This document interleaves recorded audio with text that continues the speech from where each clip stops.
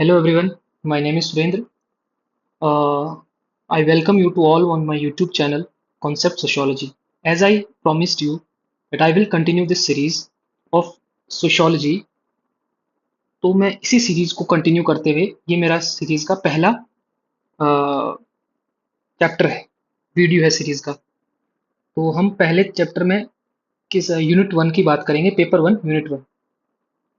और इसके दौरान मैं कई आपसे बातें करूंगा जिसमें पीवाईक्यू होंगे, कैसे अप्रोच करेंगे पीवाईक्यू को, कैसे कंटेंट को आप पढ़ रहे हैं उसको पीवाईक्यू में उतारा जाए। एक पढ़ना अंडरस्टैंडिंग अलग होती है, जो सिर्फ अगर आपको समझ में आ रहा है इसका मतलब सामने वाला समझाने वाला बढ़िया है, लेकिन उसको जब तक आप अपने पीवाईक्यू या किसी भी क्वेश्चन के अंदर उतार नहीं पा रहे इसका मतलब that's not all. You need more efforts in that thing. What is that effort?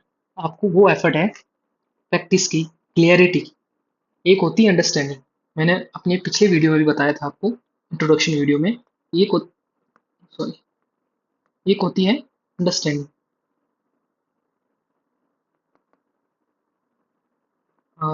Pardon my writing, sorry. Understanding होती है, एक होती है क्लियरिटी। ये बोथ आर डिफरेंट। जो समझा आपको जो समझा रहा है वो आप अच्छे से समझ पा रहे हो, दैट्स अंडरस्टैंडिंग। बट जब तक आप उस टॉपिक को अपने क्वेश्चंस के अंदर नहीं उतार लोगे तब तक वो क्लियरिटी आपको नहीं मिलेगी। क्लियरिटी का यही मतलब है जो भी आपको पढ़ाया जाए उसी को अच्छी तरीके से अपने क्वेश्चन के अंदर लिख लेना। चाहे कैसा भी question, B it applied, B it theoretical, of course theoretical तो everybody can do that, but in the case of practical question, how many of you are able to do that thing? That is clarity. वो clarity के लिए मुझे लगता है कि ये classes आपके लिए बहुत हेल्पफुल होगी। एस्पिरेंट्स जो 2026 में पेपर दे रहे हैं या 2027 में, both of them can have a best utilization of this class.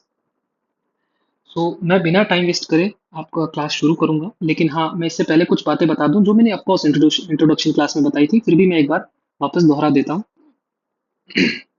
कि इस क्लासेस में ज़्यादा हियर एंड देयर नहीं होगा। डायरेक्ट पॉइंट की बात होगी, कॉन्सेप्ट पे हम हिट करेंगे, डायरेक्ट कोर पे हिट करेंगे। आप यहाँ से रनी नोट बना सकते हैं, और जो रनी नोट कैसे, when I speak something you can make that running notes. और बेस्ट, मैं जो स्लाइड पे लिखूंगा of course you can right that also, jot down कर सकते हैं मेरे साथ साथ। समझा, और ऑफ कोर्स मैं समझाता चलूंगा चीज़ों को। ठीक है, तो शुरू करते हैं बिना किसी देरी के। हमारा फर्स्ट पेपर वन का यूनिट फर्स्ट चालू करते हैं। Unit first, of course I want to make sorry मांगना चाहता हूँ आपसे because of my writing. Writing इतनी मेरी बुरी नहीं है writing, but on the screen I am not able to write well. But धीरे धीरे हो जाएगा, I promise you, I make my writing well board. तो सबसे पहले टॉपिक देता हूँ मैं। अपन का टॉपिक है social change. Social change in Europe. फिर है modernity and origin of sociology. Modernity and origin of sociology. Okay, this is our first topic. इसी टॉपिक को पढ़ते हैं अच्छे से। यस, तो सोशियोलॉजी शुरू कहाँ से हुई? यहाँ लिखा है सोशल चेंज इन यूरोप। तो ऐसा क्या सोशल चेंज था यूरोप में जिसने सोशियोलॉजी को इंट्रोड्यूस करवाया, सोशियोलॉजी ने अपना रूप लिया? ऐसा क्या क्या पैरामीटर्स या क्या ऐसी चीजें आन पड़ी थी यूरोप में जब सोशियोलॉजी इमर्ज हो गई थी? तो मानते हैं कि पहले डार्क एज था। पहले डार्क एज था। Dark age, what is now dark age? A dark age, age of dark means religious world. मैं समझा दूंगा। डोमिनेशन ऑफ रिलीजियस वर्ल्ड, यानी डार्क एज में रिलीजन का डोमिनेशन था। यानी इंडिविजुअल का जो बोलबाला था वो बहुत कम था। यानी एक कोई व्यक्ति किसी भी व्यक्ति को या कोई भी किसी में बात कह दे तो उसका इतना प्रेवलेंस कम था। यानी अगर मैं कह दूं कि कोई साइंटिफिक अगर बात कर भी दूं मैं उस वक्त, लेकिन तो उस दौर में मेरी कोई वैल्यू नहीं थी। वैल्यू किसकी थी? रिलीजियस की थी, रिलीजियस वैल्यू की थी। पॉप्स की थी, जो भी चर्च में एज इन जैसे हिंदू में पुजारी रहते हैं, वैसे ही चर्च में पॉप्स थे। तो उन पॉप्स की, उन क्रिश्चियन की अ, बोलबाला था उन क्रिश्चियनिटी का। तो जो चर्च बोलता था वही मान्यता मिलती थी सभी चीजों को। That's dark age. लेकिन ये रिलीजियस वर्ल्ड स्पेसिफिकली अगर मैं कहूँ तो ये गवर्नड बाय चर्च था।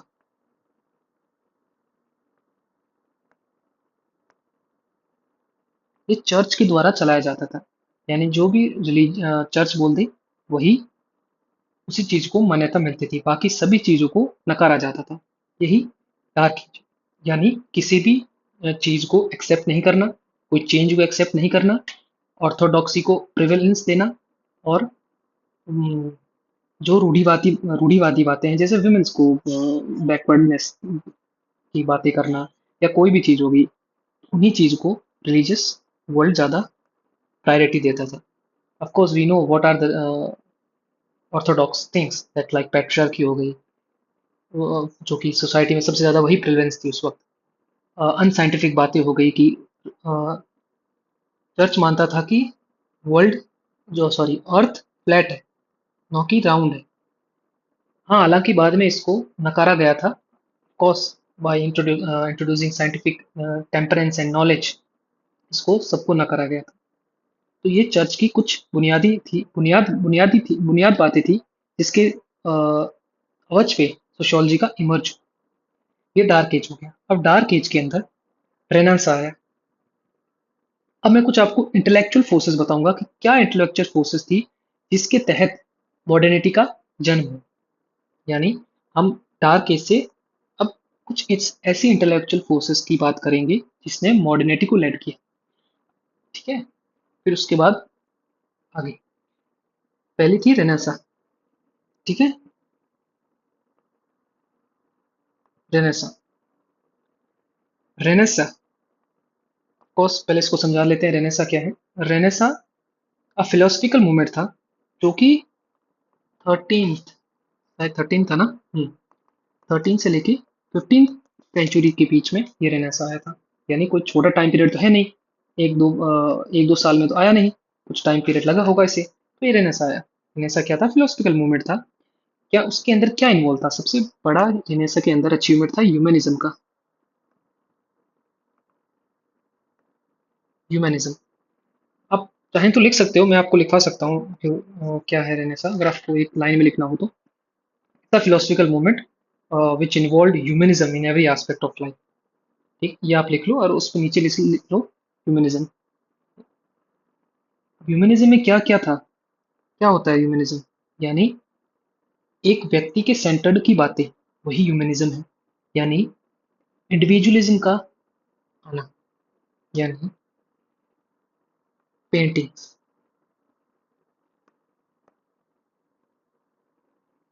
लिटरेचर,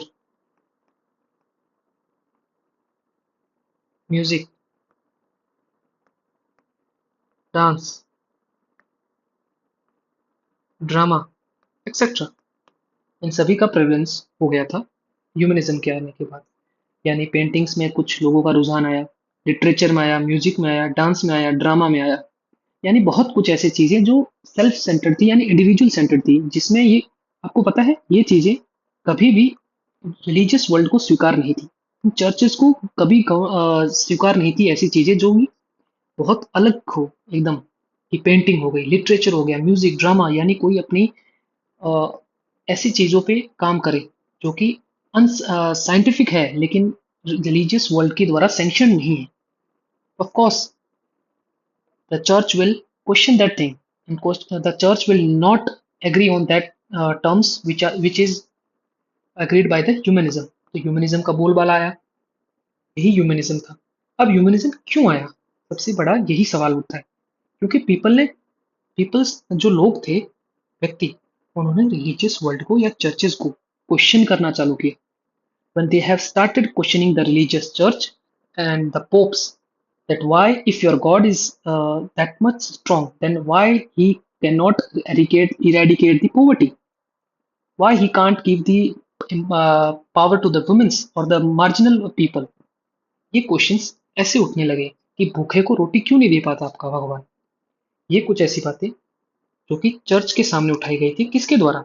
व्यक्तियों के द्वारा, आदमियों के द्वारा. उसी दौर का ये समय था जिसमें लोग अपने आप को, अपने ह्यूमनिज्म को, अपने मेंटल एबिलिटी को डेवलप करने लगे.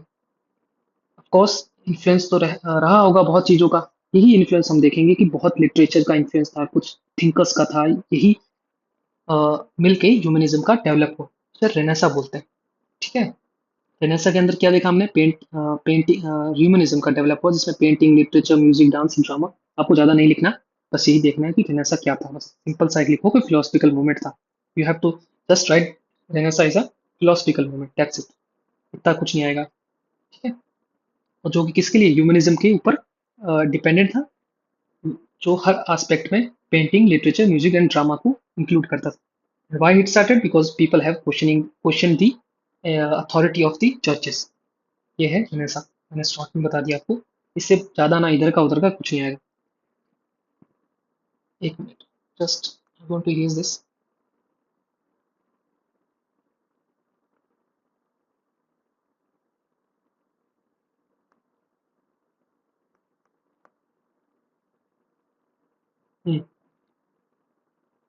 मैं देखा, sorry, renaissance, sorry,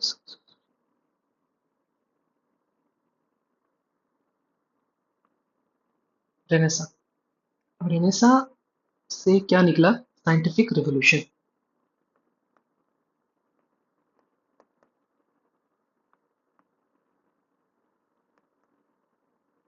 scientific revolution. And now what is scientific revolution? मैं फिर से कह रहा हूँ कि कोई पूछे कि साइंटिफिक रिवोल्यूशन क्या था, then you have to associate कि ये रेनेसा से निकला हुआ है कुछ. इसलिए मैंने कहा था कि clarity of topics and clarity of subject is very important to answer the questions. जब कोई भी साइंटिफिक रिवोल्यूशन पूछे, then we have very good idea about what is renaissance. यही तो क्लियरिटी है. अब साइंटिफिक रिवोल्यूशन क्या था? साइंटिफिक रिवोल्यूशन छोटा छोटा समझेंगे, कोई बड़ा नहीं करेंगे, डायरेक्ट हिट करेंगे कि पानी क्या है, जो पानी है. दूध क्या है, जो दूध है. ऐसी बातें करेंगे. साइंटिफिक रिवोल्यूशन क्या है? कि एक टाइम पीरियड है जो कि लॉजिक और रैशनैलिटी को अ, बातें करता है. किस चीज़ की? The functioning of universe. यानी साइंटिफिक रिवोल्यूशन ऐसी चीज़ है जो फंक्शनिंग ऑफ यूनिवर्स पे सवाल उठाता है या उसको इंपेरिकली पढ़ता है. अगर मैं इसको डेफिनेशन में बांधूं तो ये एक ऐसा टाइम पीरियड है, time period characterized by advent of a logic, rationality, experiment to explain functioning of universe. That's it.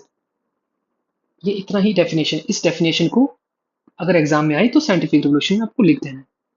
यानी ये एक रैशनैलिटी और experiment to explain functioning of universe. You know, कैसे यूनिवर्स कैसे चलता है, how it works, and how it debunks the myth of the religious world. That की religion, sorry, universe क्या है उनके हिसाब से, कौन चला रहा है, कैसा दिखता है. ये सब डिबंक करता है साइंटिफिक रिवोल्यूशन. कौन करते हैं? कुछ व्यक्ति करते हैं जो क्वेश्चन करते हैं चर्च को कि नहीं जी, भाई साहब, यूनिवर्स ऐसा नहीं है जो आप बता रहे हैं. यूनिवर्स बहुत अलग है. हमने इंपेरिकल नॉलेज से देखा है, साइंटिफिक नॉलेज से देखा है. तो ये फर्स्ट कुछ स्टेजेस चालू हो गई. स्टेजेस चालू किस बात की हुई? क्वेश्चन करने अपने रिलीजियस वर्ल्ड चर्चेस को. ह्यूमनिज्म तो इसमें आना ही था. फिर कुछ हम मैं नाम लिखवाता हूँ आपको. इसके अंदर साइंटिफिक रिवोल्यूशन के अंदर you write one, you can write Copernicus. Copernicus. एक मिनट यार, please pardon me for this. जगह थोड़ी सी कम है. I don't know how to make spaces. I am very bad it. यहाँ लिख देता हूँ Copernicus. Copernicus. This is first thinker. What he has given, of course, everybody know. Heliocentric theory इसने दी थी।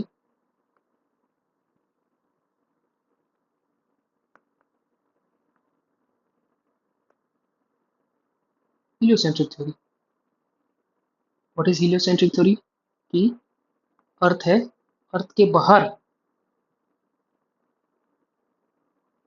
सॉरी, ये सूरज है, सन, सन के बाहर हमारी अर्थ राउंड लगा रही है।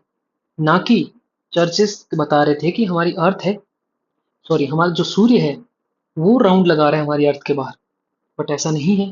That is the earth who revolves around the sun. This is the heliocentric theory जिसने कॉपरनिकस ने दी थी। अब के बाद आता है केपलर।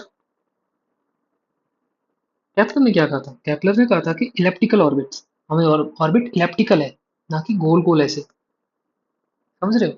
तो ये कुछ ऐसी बातें थी जिन्हें कुछ थिंकर्स ने, और हाँ, सबसे important of course, how can you forgot Galileo Galilei, what he has given. अगर आप गैलीलियो गैलीली की, गैलीलियो गैलीली, इसने इन दोनों को सही साबित किया। गैलीलियो गैलीली ने इनको कहा, course my brothers, you are absolutely right, जो आप बता रहे हो। तो इन्हीं को इन्होंने सपोर्ट किया था। देखो, मैं फिर से बता देना चाहता हूँ, मैं ज़्यादा थिंकर्स इंट्रोड्यूस नहीं करूंगा, ना हमें करने हैं। We have to do this as an first attempt. हमें आंसर्स भी ऐसे लिखने हैं, हमें समझना भी ऐसे है, बिकॉज अल्टीमेटली यार हमें क्वेश्चन को आंसर करना है, ना कि थिंकर्स को। ठीक है? हम थिंकर्स तभी इंट्रोड्यूस करेंगे जब उनका कॉन्सेप्ट होगा, या it's very necessary to introduce thinkers, else we are not going to introduce any kind of thinkers in our answers. This is my humble request to every aspirant that please don't make unnecessary use of thinkers in your answers. It will be a very big blunder if you do this so, right? Because ये चीजें आपको ध्यान रखनी पड़ेगी कि thinkers हमें नहीं ऐसे, कोई भी चीज एक्सेस में काम की नहीं है जब तक नहीं पूछा। क्वेश्चन अगर होता थिंकर्स पे तो डायरेक्ट पूछ लेता कि थिंकर्स बताइए, कि इसके पे थिंकर्स बताइए, बट क्वेश्चन थिंकर पे है ही नहीं। क्वेश्चन है सोशियोलॉजिकल, हमें सोशियोलॉजी की तरह आंसर देना, दैट्स इट। ठीक है? सॉरी, मैं थोड़ा टॉपिक से भटक गया, but it's very necessary to आपको बताना। ठीक है? ये हुआ रेनेसा। रेनेसा के बाद, रेनेसा के बाद आता है हमारा साइंटिफिक रिवोल्यूशन, जो कि मैंने आपको बता दिया। इसके बाद साइंटिफिक रिवोल्यूशन से ही कुछ एक छोटी ब्रांच निकलती है, इंडस्ट्रियल रिवोल्यूशन। यानी मैं एक काम करता हूँ, मैं सब लिख देता हूँ एक बार में, करेक्ट? फिर आपको मैं एक्सप्लेन करता जाऊँगा।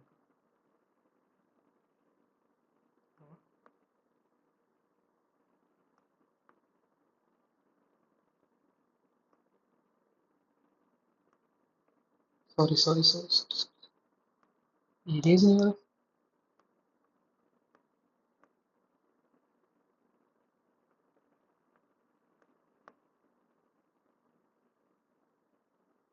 बहुत मुश्किल है यार। ठीक है, सॉरी। हाँ, इसकी एक ब्रांच निकलती है, इंडस्ट्रियल रिवोल्यूशन।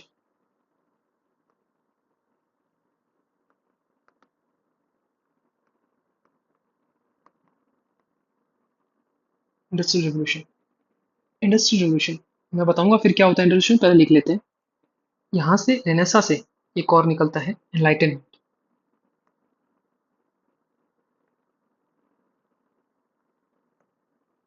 एनलाइटनमेंट, एनलाइटनमेंट के बाद, इसी एनलाइटनमेंट से फ्रेंच रिवोल्यूशन आता है। देखो, डॉट्स कैसे कनेक्ट हो रहे हैं। दैट्स हाउ यू नो कि कहाँ से चीजें कहाँ से निकल रही है, वरना पता ही नहीं होता कि क्या हो रहा है सोशियोलॉजी में। फिर आंसर कैसे लिख पाएंगे हम? This is French revolution. यानी रेनेसा से साइंटिफिक रिवोल्यूशन आया, साइंटिफिक रिवोल्यूशन से इंडस्ट्रियल रिवोल्यूशन आया।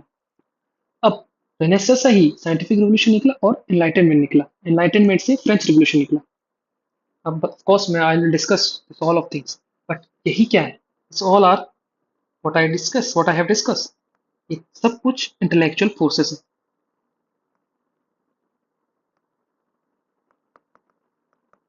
Intellectual forces. अब ये intellectual forces, how this intellectual forces led to modernity. अब ये सब मॉडर्निटी को लीड करते हैं। मैं एकदम बड़ा बड़ा जल्दी जल्दी समझा देता हूँ, फिर मैं आपको डिटेल में समझाऊंगा। ये सब मॉडर्निटी को लीड करते हैं। सो आई हैव टू राइट, मैं नीचे लिख देता हूँ ना यहाँ पे, लीड करते हैं मॉडर्निटी।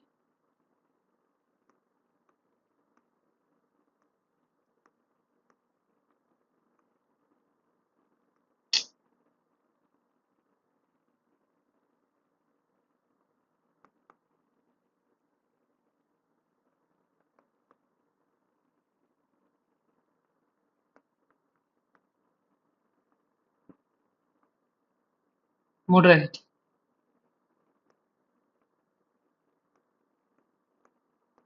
अब ये मॉडर्निटी, अब इस मॉडर्निटी से क्या सोशियोलॉजी इमर्ज होगी? बिल्कुल नहीं। इस मॉडर्निटी से कुछ कंजर्वेटिव फोर्सेस निकलती है, यानी हम उसको बेटर कहेंगे counter enlightenment. Here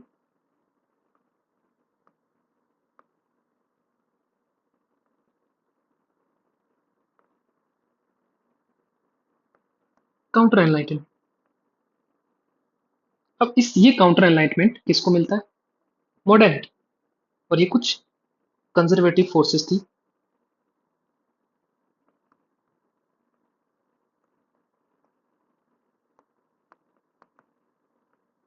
conservative forces, of course again I am saying this, please please माफ करना, मेरी राइटिंग थोड़ी सी खराब है बोर्ड पर,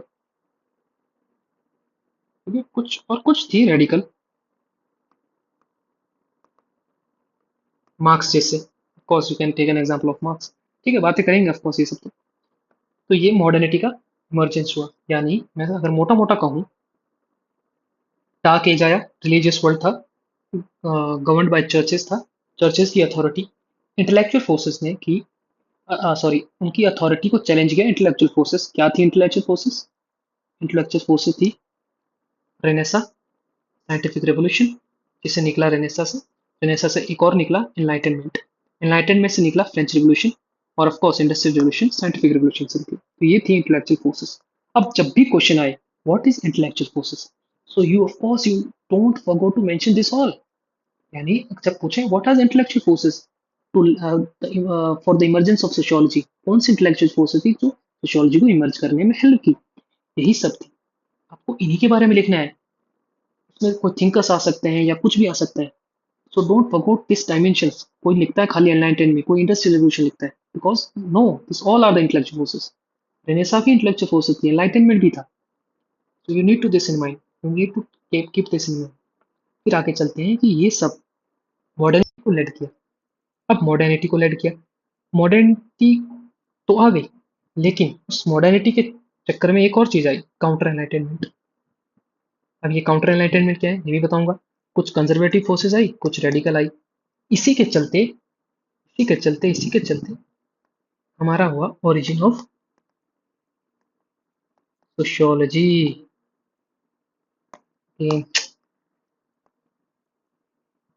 okay okay okay okay okay, wait,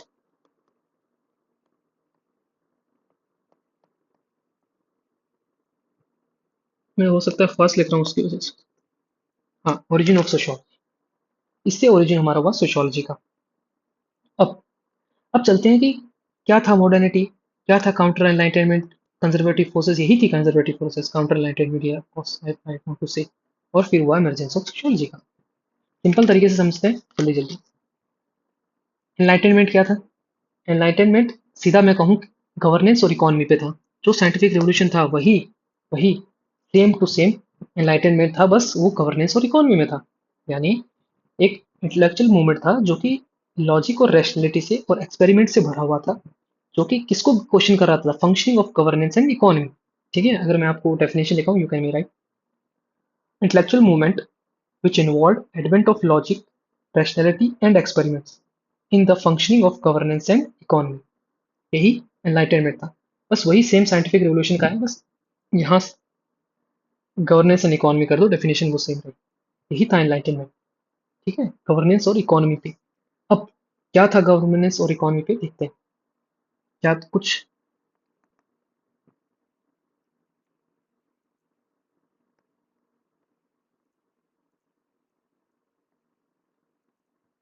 enlightenment. तो ये अराउंड 16th सेंचुरी की बात है, 16th सेंचुरी सी। ठीक है, इसी के मतलब इसी के इर्द गिर्द आया था ये एनलाइटनमेंट। तो पहला थिंकर्स अगर हमें लिखना हो तो सबसे फेमस है Voltaire. Voltaire, what he has given, इसने कहा फ्री स्पीच के बारे में। फ्री स्पीच कि व्यक्ति की फ्रीडम होनी चाहिए अपनी फ्री स्पीच के, यानी it the individual has authority, और he has an authority to question the ability of church, चाहे जो भी, चाहे चर्च सही कहे चाहे चर्च गलत कहे या सही कहे, लेकिन एक इंडिविजुअल की ये एक फ्रीडम होनी चाहिए कि क्वेश्चन करने की चर्च को या किसी को भी, चाहे वो चर्च हो, चाहे अथॉरिटी हो, राजा हो, किसी को भी हो, लेकिन एक फ्री स्पीच होना चाहिए। उसके शासन में इस व्यक्ति की अभिभाविकता होनी चाहिए कि वो जो भी बोले उसकी वैल्यू होनी चाहिए, ना कि उसको सप्रेस किया जाना चाहिए। ये वोल्टेयर का कहना था। फिर आता है Hobbes and Locke's. Hobbes means Thomas Hobbes, और हम इसमें हर जगह पढ़ते हैं। And Locke, Hobbes and Locke's क्या बोलते हैं? Natural right of individual, life, liberty and property, ये बात करते हैं। यानी इंडिविजुअल के नेचुरल राइट की बात करते हैं थॉमस हॉब्स और लॉक्स। लिख लेंगे हम, natural rights.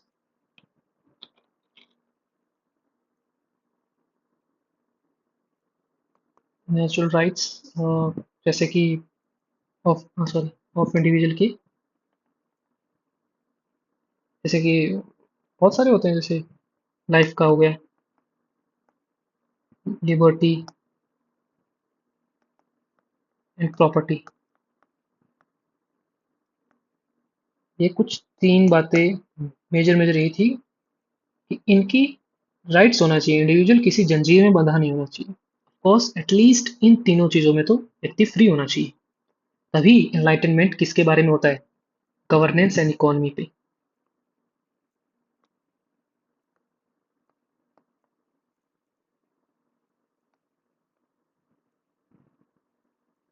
Governance and economy पे एनलाइटनमेंट होता है।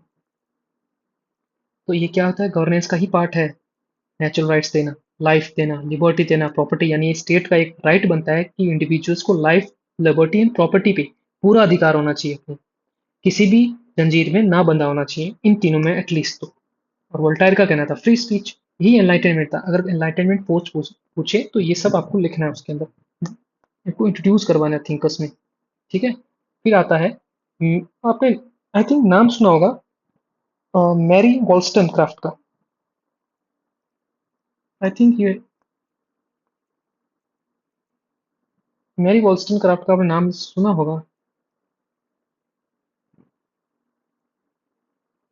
वॉल्स्टन, I am so sorry.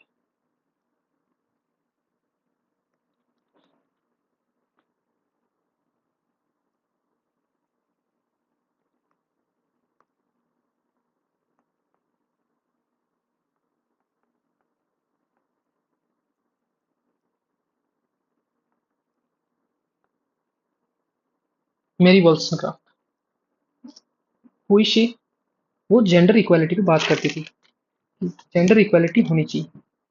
She talked about gender equality. Gender equality पे उन्होंने बात की। अब किस तरीके से जेंडर इक्वालिटी पे? वही जो of course Thomas Hobbes and locks ने बात की, बट इन्हीं के डायरेक्शन आप लिख सकते हो, लेकिन पहले उसने शायद प्रॉपर्टी की, क्योंकि ऑफकोर्स हॉब्स और लॉक्स ने की थी। Education and political,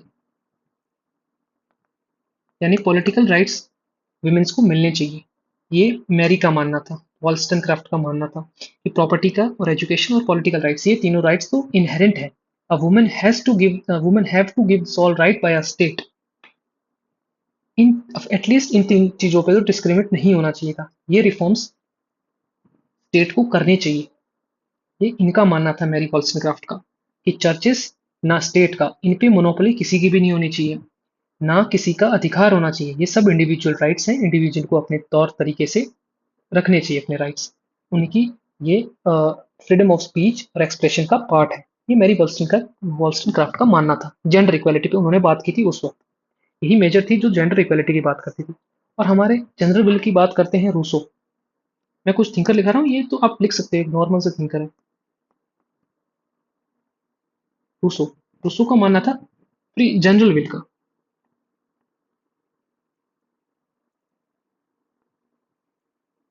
general will, general will का मतलब सबकी एक अभिव्यक्ति होती है कि मैं, मेरा अधिकार मेरा होता है। यानी मैं हर व्यक्ति को अपने, जैसे एग्जांपल है, हर व्यक्ति को अपने वोट का अधिकार है। तो वन इंडिविजुअल वन वोट, ये जनरल विल है। जैसे लिखो वन इंडिविजुअल। मैं कुछ करूंगा इसके बारे में जो कि आपको ऑफकोर्स दिक्कत हो रही होगी इतने ऐसे नोट्स के अंदर, बट ठीक है। मेन फोकस अभी फिलहाल समझने पे है। जल्दी जल्दी इसको आप स्पीड बढ़ा के भी कर सकते हो of course. One vote, one individual one vote की बात उन्होंने कही थी जनरल विल की। फिर एडम स्मिथ कहते हैं, एडम स्मिथ एडम स्मिथ क्या बात करते हैं? फ्री मार्केट इकोनॉमी की बात करते हैं। Free market economy.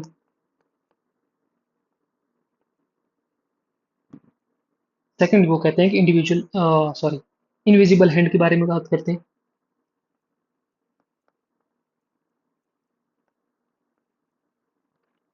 Invisible hand of course क्या होगा सबको पता नहीं है, होगा ही। मतलब ऐसा मदद का हाथ जो स्टेट दे इंडिविजुअल को, कि हर चीज, हर एक बेसिक नीड्स मुहैया करवाए अपने लोगों को। दैट्स इनविजिबल हैंड, ये स्टेट का काम है। फ्री मार्केट इकोनॉमी चलानी चाहिए, ना कि किसी मोनोपोलाइज मार्केट में किसी का हक होना चाहिए, ना स्टेट का, ना किसी मार्केट में बड़े उद्योगपतियों का। सभी की मार्केट में अपनी अपनी फ्रीडम ऑफ एक्सप्रेशन है, सभी को अपना हक मिलना चाहिए। इनका मानना था एडम स्मिथ में। ये इकोनॉमी वाले पढ़ते हैं इसमें एडम स्मिथ को। फिर प्रोग्रेसिव टैक्सेशन की बात की उन्होंने। तो टैक्सेशन हम पढ़ते हैं इकोनॉमी, प्रोग्रेसिव एंड रिग्रेशन। ये प्रोग्रेसिव, यानी जैसे जैसे आपकी इनकम बढ़ेगी वैसे वैसे उस इनकम पे टैक्स लगेगा। यानी अगर इनकम आपकी 5 रुपए है तो 5 रुपए पे ही हिसाब से टैक्स लगेगा। This is progressive tax. यानी अगर 6 रुपये हो गई, 6 के हिसाब से चलेगा। 10 हो गई तो 10 के हिसाब से लगेगा। बट जैसे किसी की इनकम 10 है, किसी की 5 है, किसी की 1 है, इन पे जीएसटी आप जो देते हो, मेरे साथ देते हो एक बिस्किट के पैकेट पे जीएसटी, ये भी 10 वाला उतनी उतना देगा, 5 वाला और 1 वाला उतनी ही देगा। तो ये जीएसटी का एक रिग्रेसिव टैक्सेशन है, जो कि इन्होंने ये बात नहीं की थी, उन्होंने प्रोग्रेसिव टैक्सेशन की बात की, जो जितना कमाता है उतनी उतना ही दे। क्योंकि थर्ड हमने पढ़ते हैं फ्रेंच रिवोल्यूशन में कि थर्ड स्टेट स्टेट है। First state, second, third. तो थर्ड वाला इन दोनों को चला रहा था, और मेजोरिटी थी ये थर्ड वाला, क्योंकि ज्यादा टैक्सेशन के कारण। ठीक है, तो ये था।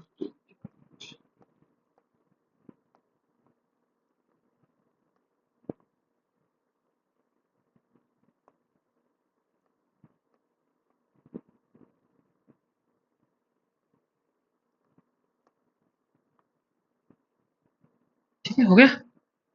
ये इन्होंने तीसरी बात कही। अब चौथी आप लिख सकते हो, स्पेशलाइजेशन ऑफ स्किल की बात कर रहा था वो, कि स्पेशलाइज डिवीजन ऑफ लेबर होना चाहिए। तो आप लिख सकते हो डिवीजन ऑफ लेबर। और सी बहुत बातें कही थी इन्होंने, बट आप इतनी लिखो तो बहुत है। इतना थिंकर, वैसे भी एक क्वेश्चन में इतना थिंकर आप इंट्रोड्यूस करोगे, एक एक बात लिखोगे तो भी हो जाएगा आपका बात। ठीक है, ये एनलाइटेनमेंट था। बस इससे परे कुछ नहीं लिखना है एनलाइटेनमेंट के बारे में। कोर्स ये रिवीजन क्लासेस है तो मैं जल्दी जल्दी बता रहा हूँ आपको। ऑफकोर्स डिटेल में, इससे ज़्यादा डिटेल में हमें जानना भी नहीं, हमें सोशियोलॉजिस्ट नहीं बनना, हमें अच्छे सोशियोलॉजिकल आंसर लिखने हैं, दैट्स इट। फिर आया हमारा इंडस्ट्रियल रिवोल्यूशन। हम इंडस्ट्रियल रिवोल्यूशन में क्या देखते हैं? बस लास्ट में हम एक पीवाईक्यू भी करेंगे इसके बाद, कि क्या होता है, कैसे अप्रोच करना चाहिए पीवाईक्यू को, how to approach an PYQ. ये इंडस्ट्रियल रिवोल्यूशन आप लिख सकते हो कि era which involve man power, factory system, standardization of production, this all involve in this. Course हमें पता था कि चीज़ें कैसे पहले हो रही थी, और फिर कैसे बदली चीज़ें इकोनॉमी में, कैसे फैक्ट्री सिस्टम के आने के बाद मैन प्रोडक्शन कैसा होना चाहिए, प्रोडक्शन असेंबली लाइन आई, तो ये इंडस्ट्रियल रिवोल्यूशन ही तो है, कि मैन प्रोडक्शन से कैसे एक मैन एक ही चीज़ों को बना रहा है, बार बार बना रहा है। उसी कॉन्सेप्ट को कार्ल मार्क्स ने एलिनेशन की बात की, हम पढ़ेंगे आगे। लेकिन फैक्ट्री सिस्टम का इंट्रोड्यूस होना, देखो, फैक्ट्री सिस्टम इंट्रोड्यूस होना, फिर स्टैंडर्डाइजेशन ऑफ प्रोडक्शन होना, एक सलीके से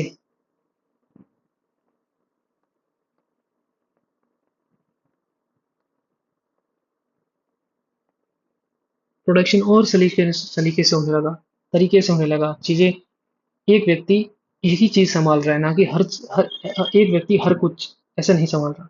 तो बेसिक प्रिंसिपल आप देख सकते हो कि एफिशिएंसी और स्टैंडर्डाइजेशन कंट्रोल ओवर आउटकम्स उन्होंने देखा था। और सेक्सुअल डिवीजन ऑफ लेबर सबसे इंपॉर्टेंट इसके प्रिंसिपल थे कि सेक्सुअल डिवीजन ऑफ लेबर हो चुका था।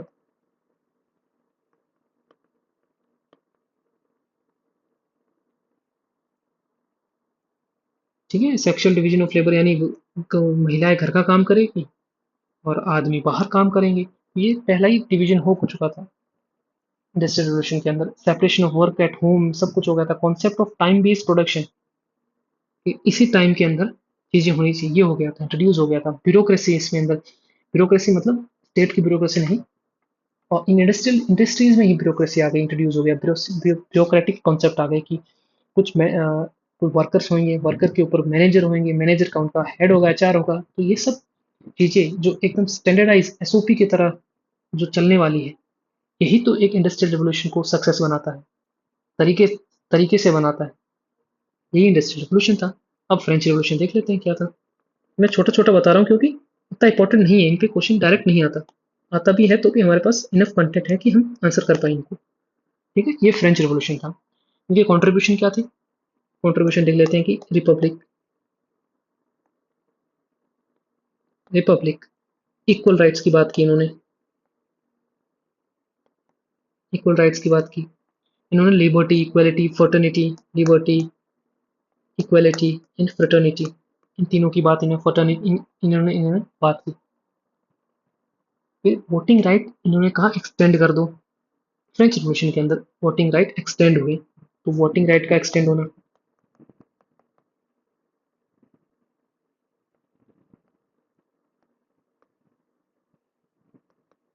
वोटिंग राइट का एक्सटेंड होना, तो ये इसमें हमें क्या दिखता है?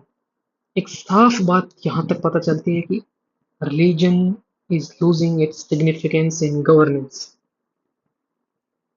जब कॉस्ट जब ये जब आप लिखोगे at your in your answer कि what is intellectual forces, last में लिखना this all including religion losing its significance in governance. हर चीज में आपको वैसे इसमें भी दिख रहा है कि रिलीजन अपना गवर्नेंस सिग्निफिकेंस लूज कर रहा है। चर्चेज हैं डिक्लाइन कर रहे हैं, उनकी अथॉरिटी डिक्लाइन कर रही है, उन पर लोग क्वेश्चन पूछ रहे हैं। इंडस्ट्रियल रिवोल्यूशन ले लो आप चाहे एनलाइटनमेंट ले लो, हर एक व्यक्ति ने उन चर्च पे क्वेश्चन किया है कि जनरल विल होनी चाहिए, एक व्यक्ति का एक अधिकार होना चाहिए वोट का, ना कि ना कि एक अनडेमोक्रेटिक रूल होना चाहिए, जो कि कोर्स कतई बर्दाश्त नहीं है किसी स्टेट के अंदर। एडम स्मिथ ने इकोनॉमी पे बात की कि मार्केट कैसा चलना चाहिए, जो कि रिफॉर्म वाला था। जेंडर इक्वालिटी की वॉलस्टन ने बात की, वॉलस्टन क्राफ्ट ने बात की। ठीक है, ये सब एनलाइटनमेंट के अंदर था। तो ये सब आया, अच्छी अच्छी बातें आई, लेकिन वी ऑल नो कि अच्छी बातों के साथ बुरी बातें भी आती है। इसी बुरी बातों के चलते क्या आया? Counter enlightenment. तो काउंटर एनलाइटनमेंट आप लिखेंगे, काउंटर एनलाइटनमेंट,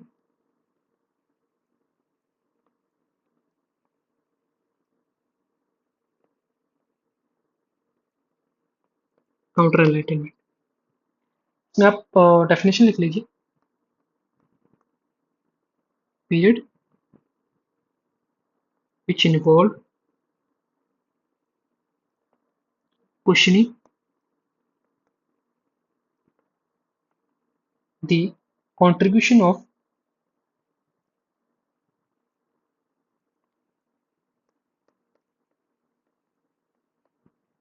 contribution of क्या लिखोगे आप? कोर्स कंट्रीब्यूशन जो एनलाइटनमेंट ने दिया, कंट्रीब्यूशन ऑफ एनलाइटनमेंट,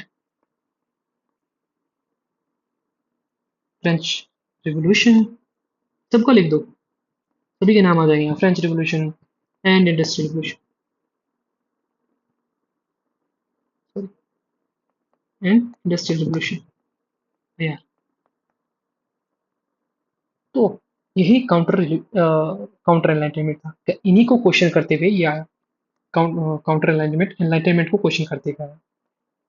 तो इनके स्कॉलर बिलीव करते थे कि, लिखो पूरा, कि counter enlightenment scholars believed that Enlightenment, French Revolution, and Industrial Revolution have disturbed, या ये सब बहुत इंपॉर्टेंट है, आप कहो तो मैं वापस लिख दूं.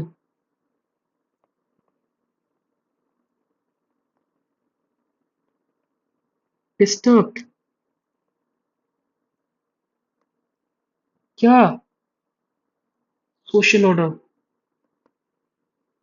the,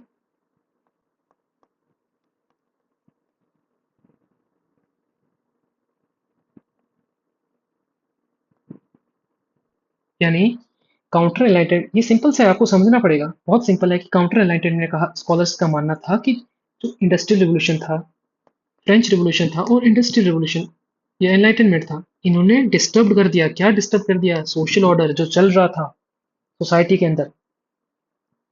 और इन्होंने, एंड लिखो आगे, एंड कॉजेस, या कॉस्ट,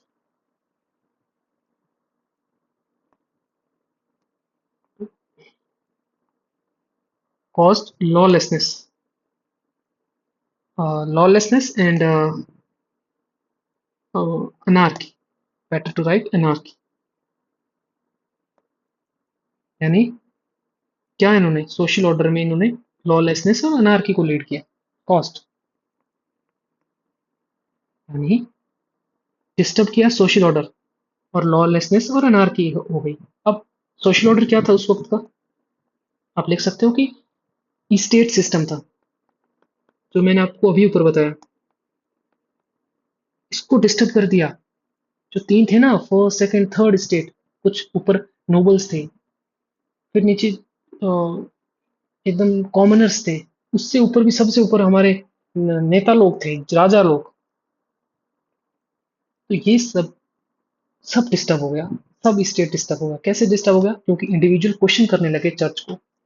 अब थर्ड स्टेट रहा ही नहीं, क्योंकि after the questioning they want to become a second state, and they have started to taking their rights and questioning about what is going wrong in the society. तो इसी के चलते state system हिल गया पूरा. Patriarchy जो चल रही थी, उनका ऑफ कोर्स ने सो सारी बातें की, ऊपर जो सारी बातें की वो उनका डिक्लाइन होने लगा. पेट्रियार्की डिक्लाइन होने लगी. ऑफ कोर्स वो सबसे बड़ी जड़ थी इन सभी चीजों की, monarchy. Got disturbed, monarchy disturb हो गई. राजा का रूल नहीं रहा अभी, जनता का रूल आने लग गया धीरे धीरे, क्योंकि लोग डेमोक्रेसी पे ज्यादा प्रेफर करने लगे.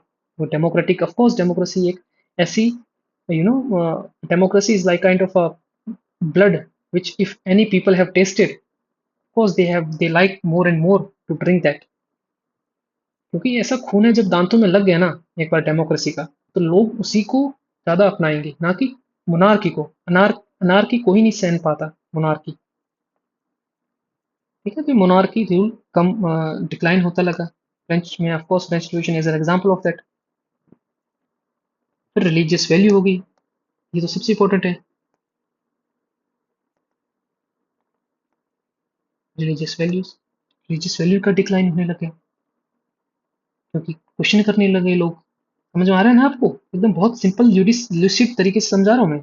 रिलीजियस वैल्यूज डिक्लाइन करने लगी, ये लोग क्वेश्चन कर रहे थे. ह्यूमनिज्म का प्रिलेवेंस हुआ, enlightenment, French revolution, industrial revolution, Renaissance, scientific revolution, ये सब सबके सब उदाहरण है कि रिलीजियस वैल्यू का डिक्लाइन होना, मोनार्की का डिक्लाइन होना, पेट्रियार्की का डिक्लाइन होना, स्टेट सिस्टम का डिक्लाइन होना, ये सभी सिस्टम को, सोशल ऑर्डर को हिला दिया. They have shaken the roots of this all system, and by this the counter enlightenment termed, or the scholars of that this counter enlightenment terms this as a social disruption of a social order, and led to the lawlessness and anarchy. And what kind of lawlessness and anarchy they are talking about? They are talking की reign of terror. हम देखते हैं reign of terror का. reign of terror उस वक्त की, इस दौर में आया था. reign of terror क्या था? लोग भगा भगा के मार रहे थे. किसको? मोनार्की वालों को. जैसे प्रोटेस्ट होता है, example protest, you can take an example of protest. जैसे अभी सीजेपी का प्रोटेस्ट है. What is this?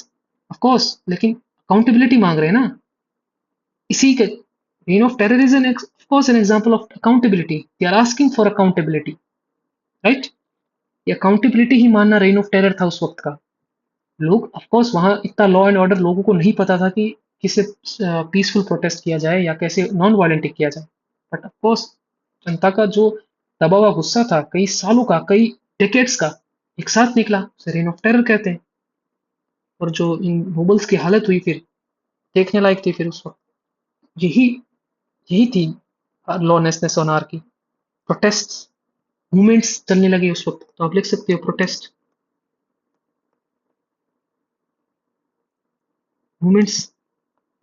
फिर आप लिख सकते हो, अच्छा, आप ये खुद बता सकते हो एनार्की एंड लॉलेसनेस कैसे बढ़ी होगी, बताओ। क्योंकि इंडिविजुअल का प्रेलेवेंस हुआ,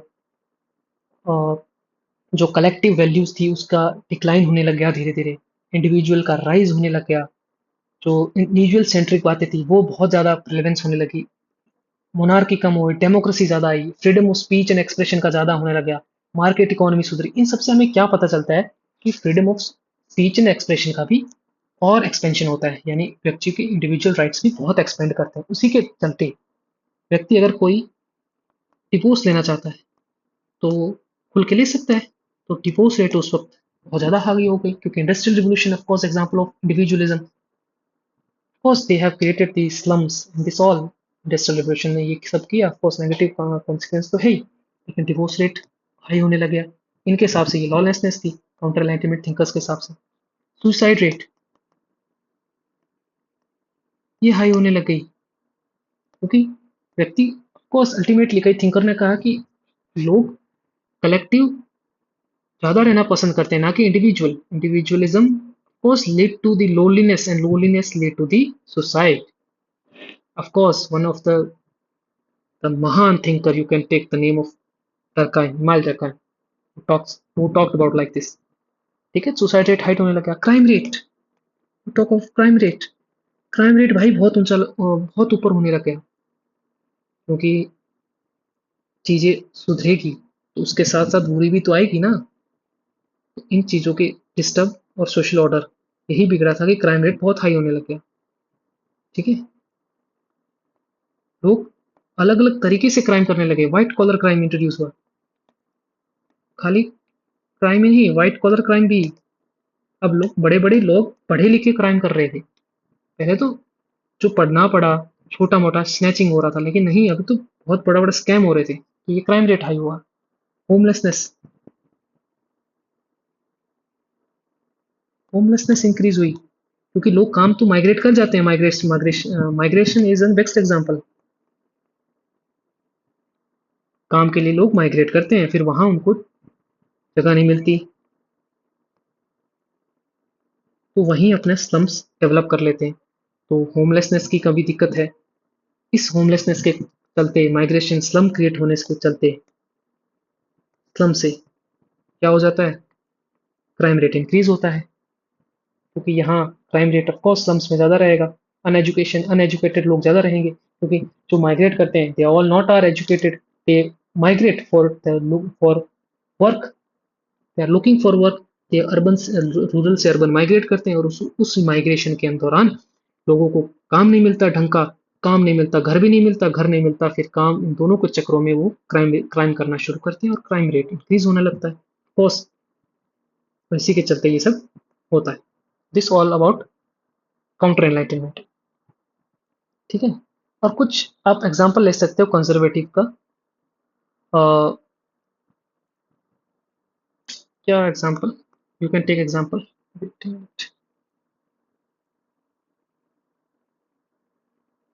कुछ एग्जांपल ले सकते हो आप लुई डी बोनार्ड का। Louis, L O U I S, Louis de Bonald, Louis de Bonald and Joseph de Maistre का। मैं फिर से कहूंगा कि ये आप इंट्रोड्यूस मत करना ज़्यादा ऐसे, लेकिन ये ऑफ कोर्स ये तो आप कर ही सकते हैं, ये ज़्यादा कोई थिंकर है नहीं। M A I S T R E, Maistre, Joseph de Maistre. और इमाइल डरकाइम तो है ही हमारे फिर।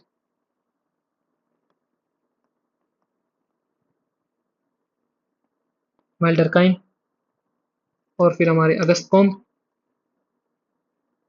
बाबा, फर्स्ट ओरिजिन ऑफ सोशियोलॉजी के master, father of sociology Comte. तो ये सब थे कंजर्वेटिव, ये सब कंजर्वेटिव कहते हैं। जब भी आए तो माइल डरकाइम भी कंजर्वेटिव था, ये भी यानी they are not against the origin of sociology. ये समझना आपको बहुत जरूरी है कि ये साइंटिफिक नहीं थे, नहीं बिल्कुल साइंटिफिक थे ये, कंजर्वेटिव नहीं थे। कंजर्वेटिव का मतलब लोग समझते हैं कि they are against the women's rights, they are against the change in the society. No, they are not against the change in society, they are not against the women's rights or any freedom of expression or any individual के right against वो नहीं थे कभी। ये थे तो बस against थे उस सोशल ऑर्डर के बारे में जो डिस्टर्ब हो गया एनलाइटनमेंट की वजह से। बस इसी के चलते इन्होंने कई अपनी थ्योरीज और अपने कॉन्सेप्ट लिखे, उनको जनरलाइज किया सोसाइटी के अंदर, फिर इनकी हम पढ़ते हैं इनके बारे में। तो ये तीन थे जो कि कंजर्वेटिव के जाने जाते हैं।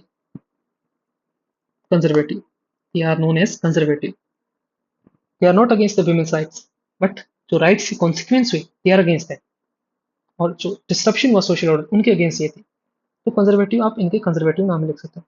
हाँ, कोई कहेगा Karl Marx will not come under the conservative, he was a radical, तो he comes under the radical phenomena, radical के अंदर आएगा वो कार्ल मार्क्स।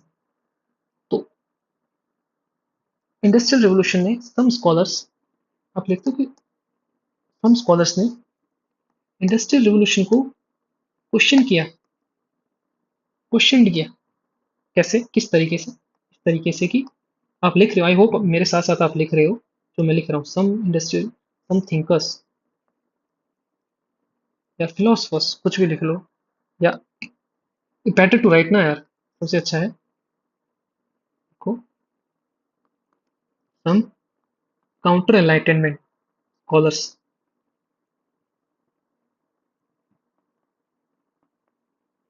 क्वेश्चन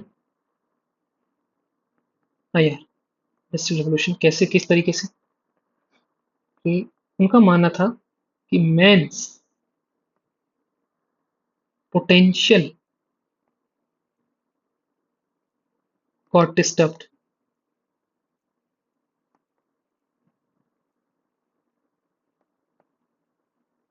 मैन का पोटेंशियल डिस्टर्ब हो गया, यानी अल्टीमेटली क्या हो गया, एलिनेशन की तरफ वो लीड हुआ। ये किसका मानना है? ऑफ कोर्स ये मानना है हमारे काल बाबा का,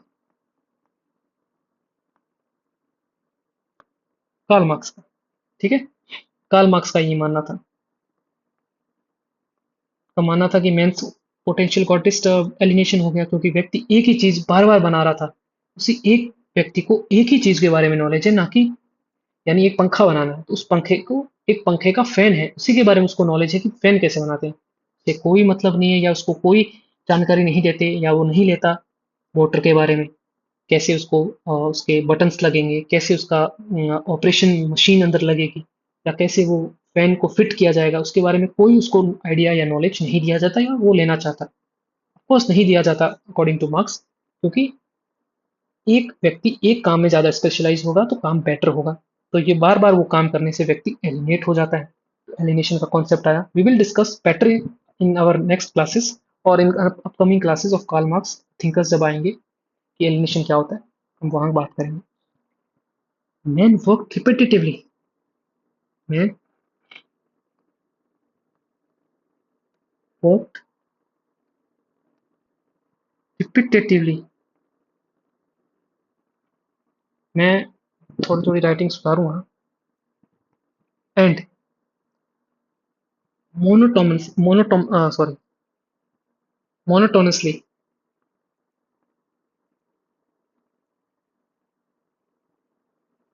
मोनोटोनस, व्यक्ति काम करता गया। तो ये मोनोटोनसली क्या बता रहा है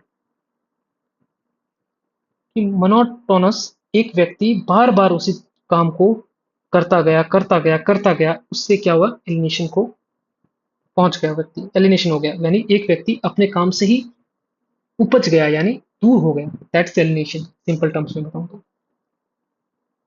ओवर क्राउडिंग होने लगी,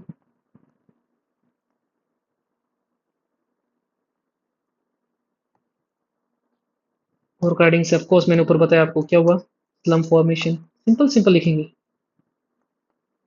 स्लम फॉर्मेशन हुआ, और हमारी और इकोनॉमिक इनक्वालिटी बढ़ी। आप ऊपर वाले सारे इंट्रोड्यूस कर सकते हैं, वुमेन्स के राइट कैसे डिस्टर्ब हुए, कैसे क्राइम रेट बढ़ा, डिवोर्स कैसे बढ़ा, सो ये सब ऑल है। कंसंट्रेशन ऑफ वेल्थ,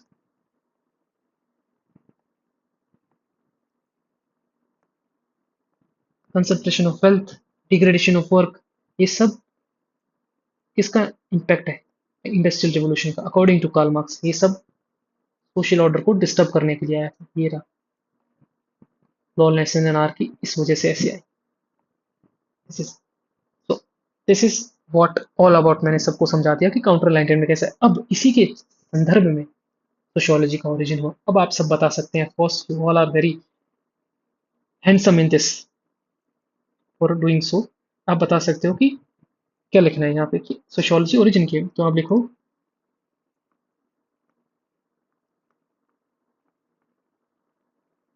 लिखिए origin.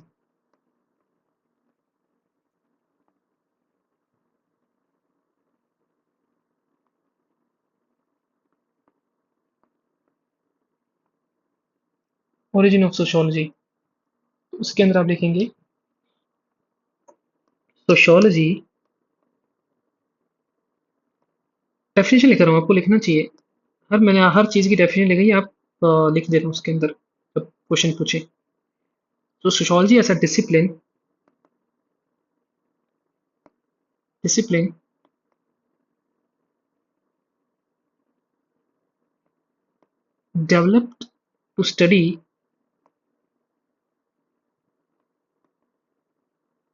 developed to study social order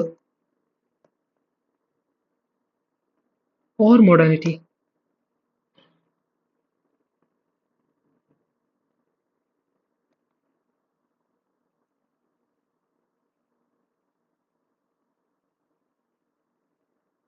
plus करके मतलब, और social ills associated with it।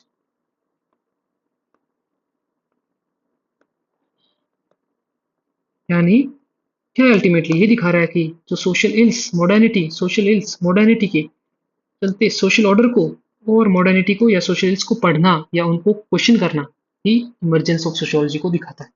यानी sociology as a discipline develop to study social order और मॉडर्निटी या social ills associated with it. बस that's it. इसी के संदर्भ में सोशियोलॉजी को इमरजेंस होता है। तो अल्टीमेटली हम लिखेंगे नीचे, it is an product of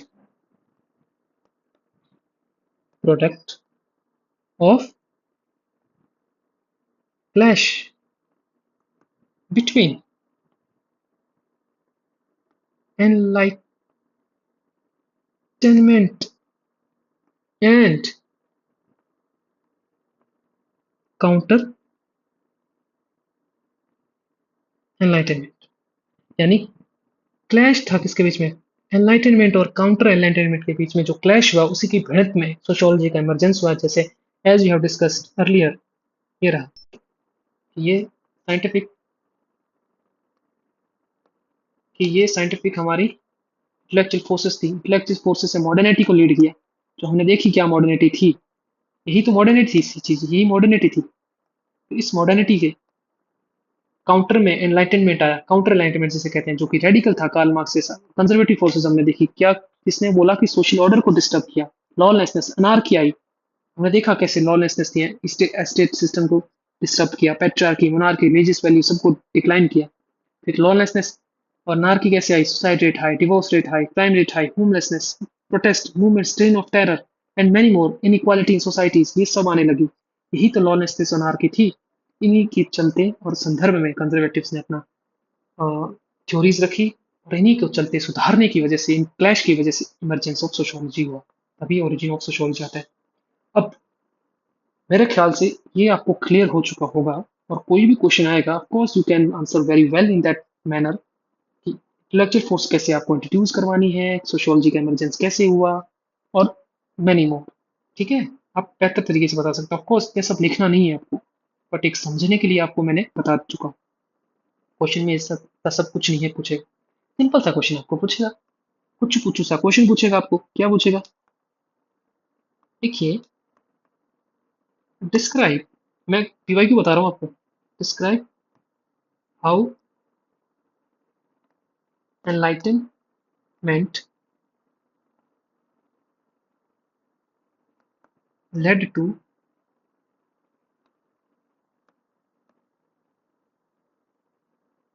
emergence of sociology, as simple as that. How much? 10 marks. Simple सा सवाल है, क्या पूछा है इसमें बताओ? कि डिस्क्राइब करना है कि enlightenment led to emergence of sociology, कि कैसे एनलाइटनमेंट ने सोशियोलॉजी को इमरजेंस में हेल्प किया। सिंपल से हमने देखा है क्या एनलाइटनमेंट था। अब हम इसके लिखेंगे, सिंपल से लिखेंगे, first as an first attempt how to attempt this question. पहले कोर्स डेफिनेशन लिखेंगे, किसकी? एनलाइटनमेंट। फ्रेंच रिवॉल्यूशन मत लिख देना भाई, एनलाइटनमेंट की ही लिखनी है। यानी अच्छा सॉरी, मैं इससे पहले आपको बता देता हूँ कि क्वेश्चन कैसे अटेम्प्ट किया जाता है। क्वेश्चन में कुछ चीजें होती है। क्वेश्चन में होता है, एक होता है कीवर्ड, एक मतलब सेकेंडरी कीवर्ड, एक होता है मास्टर कीवर्ड। एक होता है कीवर्ड, एक होता है मास्टर कीवर्ड। यहाँ मास्टर कीवर्ड क्या है? एनलाइटनमेंट। यानी इसी के बारे में पूछा है तो उसी को डेफिनेशन में उतार दो। जो मास्टर कीवर्ड है जिसके बारे में पूछा है वही आपको डेफिनेशन में उसका आएगा। तो मास्टर कीवर्ड क्या हुआ? जो मेन मेन है जिसके बारे में क्वेश्चन पूछा वो हमारा मास्टर कीवर्ड होगा। और कीवर्ड क्या है यहाँ? इमरजेंस ऑफ सोशियोलॉजी, ये हमारा कीवर्ड है। ये दो तो सब हेडिंग वैसे ही बन गए। ऐसे हमको अप्रोच करना है हर क्वेश्चन में। हमें master keyword and keyword identifies करने। Keywords, there can be lot of keywords but there of course there is always one master keyword. ठीक है कि मास्टर कीवर्ड हमेशा एक ही होगी, तो हम डेफिनेशन में उतारेंगे। लेकिन keywords there can be lot of, बहुत सारे हो सकते हैं। ठीक है, तो ये हमने देखा। तो यहाँ डेफिनेशन सिंपल सा लिखेंगे, डेफिनेशन किसकी? डिफाइन करेंगे एनलाइटनमेंट। ठीक है, राइटिंग को ठीक है, मैं अगली बार पक्का ठीक करूंगा। आप देख लीजिए मोटा मोटी, समझ में आ रहा है? बस यही हमारा पर्पज है, नहीं समझ में आना चाहिए।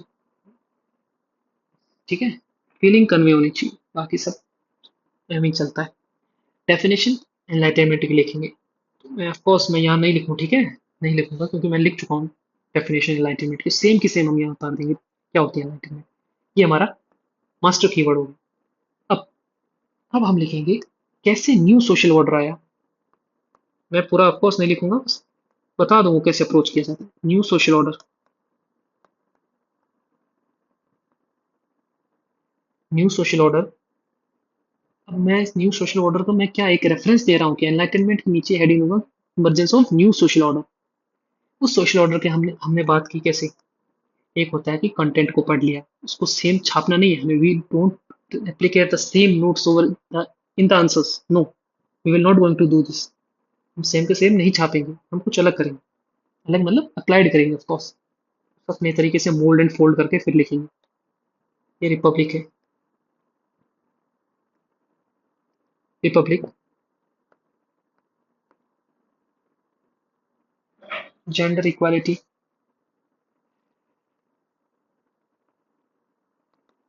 जेंडर इक्वालिटी,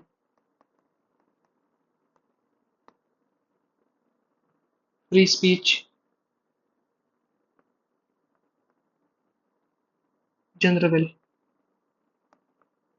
ये कुछ हम बताएंगे कि ऐसे ऐसे ऐसे डेवलप हुए थे। इन्हीं के मध्य नजर नजर यानी इनको कंसिडर करते हुए सोशल ऑर्डर, ये सोशल ऑर्डर है। For your kind information, this all new social order.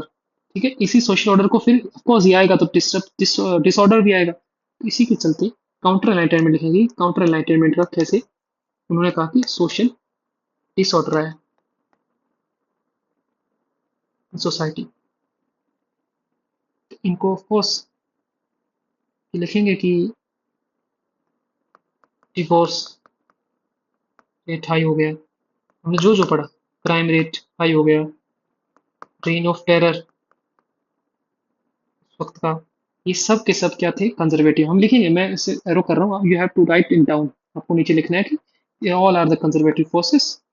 ये कंजर्वेटिव फोर्सेस थी। आप नाम लिख सकते हो कॉम्ट का, आप टर्काइम का नाम लिख सकते हो, आप टी बोनाल्ड का नाम लिख सकते हो।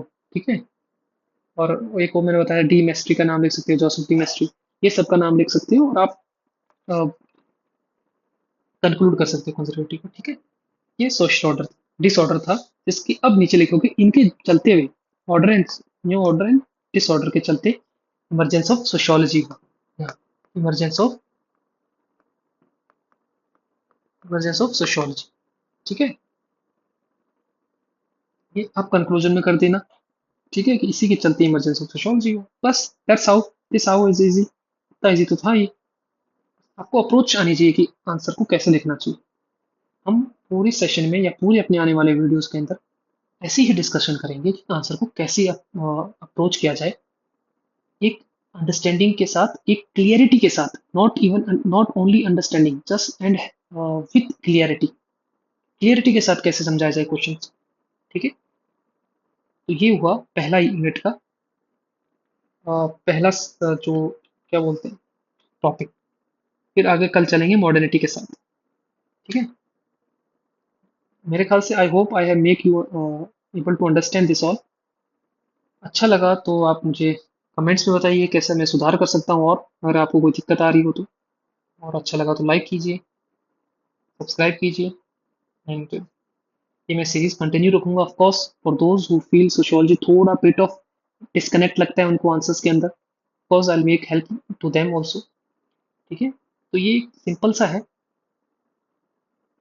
कि डॉट्स को मैंने कनेक्ट किया है कि कैसे चीज़ों को कनेक्ट किया जाए, क्या है रियली में चीज़ें क्लियरिटी के साथ। ठीक है। और कैसे अप्रोच किया जाए क्वेश्चन को। और हम हर क्लास में एक पीवाईक्यू डिस्कस करेंगे आमतौर पर, जब पूछा गया हो अगर प्रीवियस ईयर में यूपीएससी के द्वारा।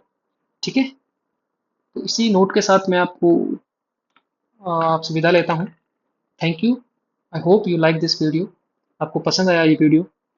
और इसी के साथ मैं ये कंटिन्यू रखूंगा सीरीज। ठीक है। Take care. Good bye. Have a nice day. जय हिंद, जय भारत।